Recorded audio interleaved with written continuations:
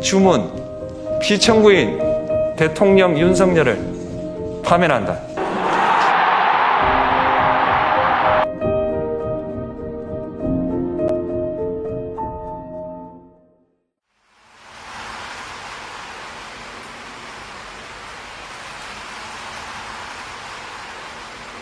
대한민국 민주주의의 위대함은 헌법이라고 하는 그 자체에 있는 게 아니라, 제도에 있는 게 아니라 그 제도를 가지고 사는 우리 국민 스스로의 위대함이죠. 억압을 하면 포기하고 좌절하고 굴복하는 게 아니라 결국 그걸 이겨내요. 역사에서 그렇게 보여졌던 거죠. 정말 진정한 의미의 민주적 국가를 훼손하려는 그들의 시도에 대해서 끊임없이 저항해 왔어요. 이번에도 저항한 거죠. 강력한 무력을 동반한 현실적 권력을 끌어내리지 않습니까? 저는 우리 국민들의 이 위대함이 대한민국의 위대함의 원천이라고 생각해요. 아마도 세계사에 남을 일이 될 겁니다. 그런데 겨울이 너무 길고 깊었어요. 근데 그 길고 깊은 겨울을 결국은 우리 국민들이 깨고 나오는 중이잖아요. 아마 겨울이 깊었던 것처럼 봄은 더 따뜻하겠죠. 네. 따뜻한 봄날을 한번 꼭 만들었으면 좋겠습니다.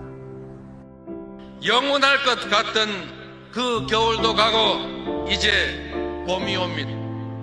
더 아름답고 더 따스한 봄을 우리의 두 손을 함께 잡고 함께 만들어 갑시다. 희망의 대한민국 바로 우리의 손으로 확실하게 만들어 갑시다. 여러분 고맙습니다.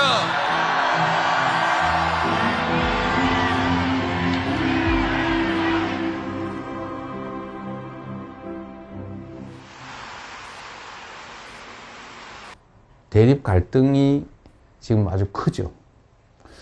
그런데 그 원인은 뭐냐? 뭐 여러 가지가 있어요. 아주 근본적인 거는 경제적 이유입니다. 먹고 살기가 어려워져서 그래요. 세상 사는 게 힘들어서 그렇습니다. 그런데 왜 그러면 더 잘 살게 됐는데 왜 부족하게 됐냐? 편중됐기 때문이죠. 소위 양극화, 불평등, 격차. 이게 너무 커졌어요. 우리 사회가 총량으로는 과거보다는 더 많은 걸 가지고 있게 됐는데 개별적으로 보면 그게 너무 많이 한 군데 몰려 있습니다. 근데 이게 이제 사실은 갈등의 원인이죠. 지금 우리 경제는 여러 면에서 일종의 사면초가 같은 상태 같습니다. 전 세계적으로 성장률 전체가 떨어지고 있어요.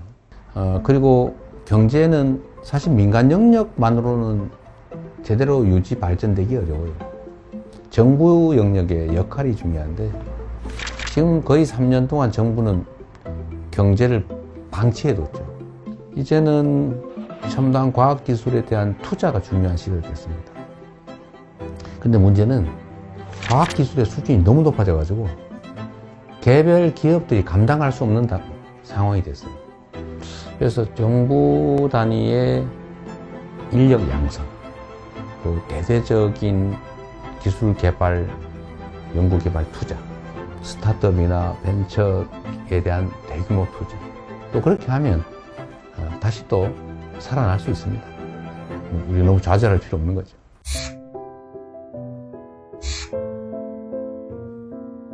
먹고 사는 문제가 가장 중요하다. 이거는 사실은 매우 기능적이고 물질적인 거예요. 고통스럽게 살지 않게 해줘야 한다. 잘 산다라고 하는 건 좀 달라요.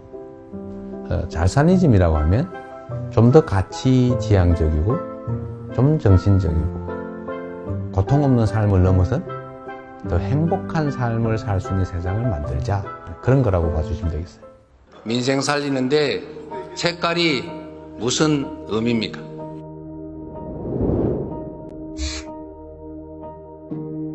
정치라고 하는 것은 현장이죠. 현장에서 국민들의 삶을 놓고 실제로 그 삶을 결정하는 거예요.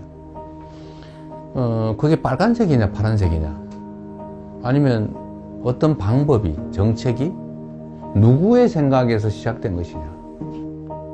그럼 특별한 의미가 없죠. 어떤 게 더 유용하고 어떤 게 더 필요하냐. 이게 최고의 기준이 돼야 된다. 제가 정하는 원칙이 있어요.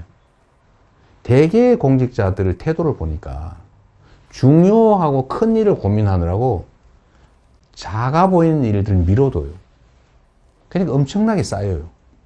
공직자는 100만 명이 걸린 일이냐 100명이 걸린 일이냐 하면 이 10,000배로 중요한 일이라고 생각하지만 100명이 걸린 일조차도 그 100명은 목숨이 걸린 거예요.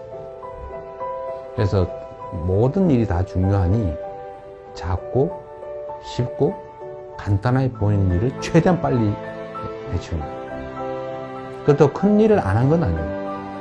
그건 그것대로 고심하고 있어요. 저는 제 업무 책상에 서류가 쌓여 있지 않아요. 안 쌓아놓습니다.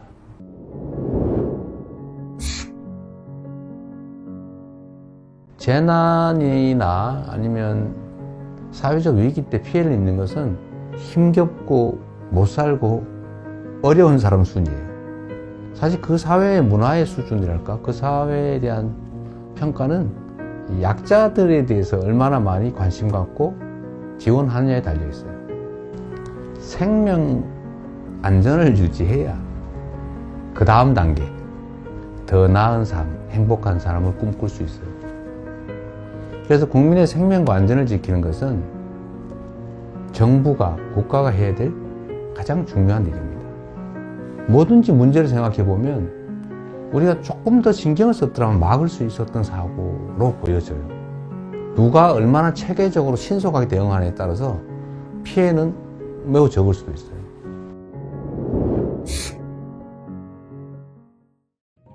현실적으로 보면 우리가 한미동맹 매우 중요하고 또 한미일 협력관계도 매우 중요하죠.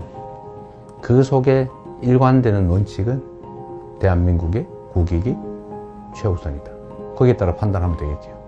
경쟁할 영역은 경쟁하고 협력할 영역은 협력하고 또 서로 갈등할 영역은 잘 조정하는 거죠. 특히 이제는 국가 간 경쟁이 사실 기업 간 경쟁과 거의 같아졌습니다. 그래서 기업과 정부의 역할 분담, 협력이 정말로 중요해요. 특히 국제 경쟁에서는 반드시 필요한 부분입니다.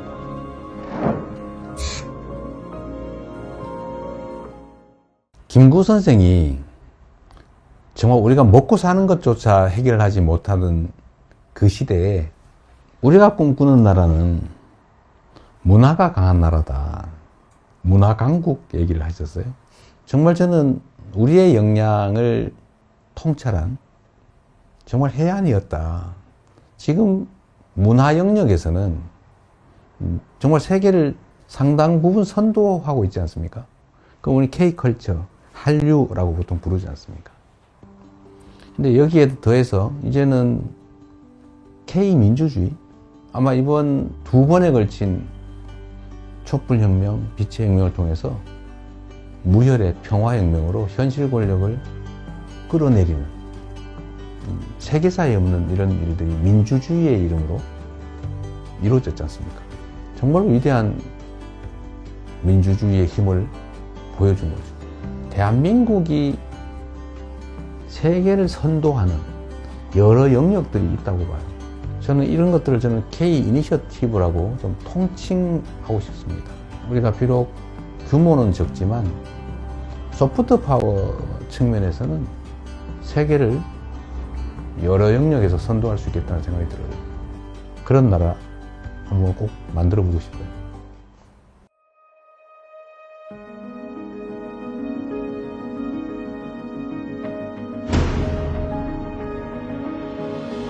대한민국이라고 하는 이 국호에는 정말 큰 뜻이 담겨 있죠. 민국, 국민의 나라, 민중의 나라. 이 민자는 백성이죠, 백성. 흰옷 입은 사람들, 평범한 사람들. 이 평범한 사람들의 나라. 그리고 작지만 큰 나라. 많은 사람이 희망을 가지고 행복한 삶을 꿈꾸는 그런 세상이 봄나라 아니겠어요? 진짜 대한민국을 만들고 싶습니다. 그냥 이름만 있는 대한민국이 아니라 진짜 대한민국. 그리고 그 대한민국은 대한국민이 만들어가는 거죠. 그 대한국민의 훌륭한 도구, 최고의 도구, 이재명이 되고 싶습니다.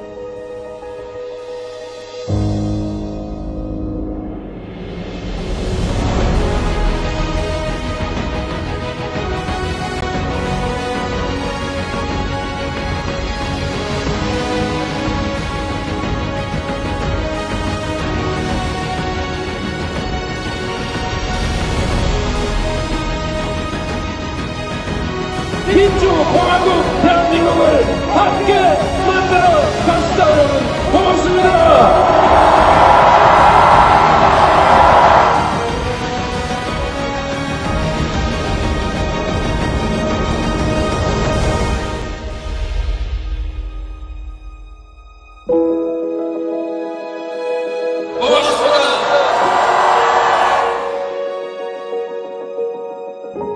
진짜 대한민국을 만들기 위해 대통령 선거에 출마합니다.